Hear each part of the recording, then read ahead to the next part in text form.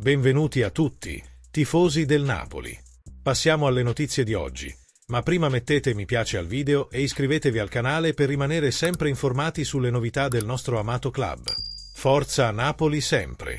Nel suo consueto editoriale per Radio CRC, Umberto Chiariello ha commentato gli episodi arbitrali di domenica a Bergamo. Domenica è successo qualcosa di incredibile, ma non sono arrabbiato solo con Chiffi, che ha sbagliato e ha dimostrato chi è. Peccato che sia un giocatore della nazionale. Pensate a dove siamo arrivati. Un arbitro pessimo, mediocre. Ma il problema è Aureliano. Ieri ha dichiarato morta la VAR. Ha fatto il contrario di quello che dovrebbe fare un arbitro che rispetta le regole. Non può intervenire sull'episodio del rigore perché l'errore di Chiffi non era chiaro ed evidente.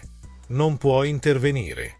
Ha forzato la situazione e almeno ha annullato un rigore che non esisteva, ma questo non è un ragionamento corretto. Le regole vanno applicate. Ce lo hanno detto 1000 volte. Non arrabbiarti se tocca a te. Se Chiffi ha visto il rigore e non è stato un errore palese, è una decisione presa in campo e non può essere cambiata. Se ignoriamo le regole, ci trasformeremo nel Far West. E, in effetti, oggi è il Far West. Nel caso del gol annullato a Gutiérrez, Djlund non ha commesso fallo. Chiffi ha inventato un fallo inutile. È stato un errore palese e Aureliano ha l'obbligo di intervenire. È il principale responsabile del disastro arbitrale di Bergamo. La domanda che mi pongo è questa: se Rocchi non ha il controllo della situazione, e chiaramente non ce l'ha, e se Gravina rimane in silenzio perché pensa a finire la stagione e a lasciare tutto com'è, la situazione è gravissima. Rocchi sta per andarsene e, nel frattempo, è incapace di gestire le cose. Mettete mi piace al video così YouTube potrà avvisarvi dei prossimi video sul canale. Grazie. Continua. L'allenatore dell'Atalanta Raffaele Palladino ha parlato ai canali ufficiali del club dopo la vittoria contro il Napoli.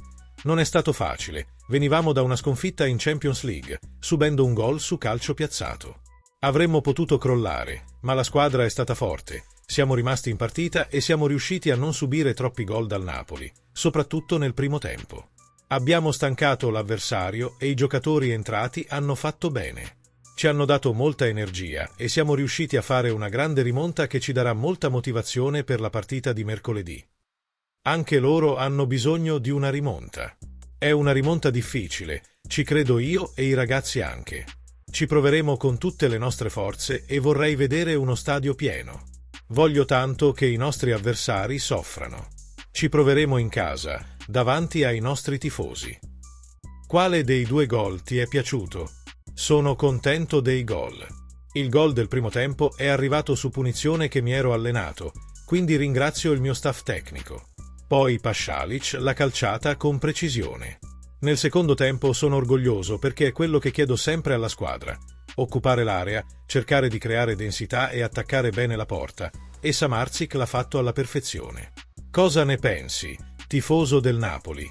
Pensi che siamo stati danneggiati dal VAR? O no? Voglio sapere la tua opinione nei commenti qui sotto. Lascia un like al video e iscriviti al canale. Forza Napoli sempre!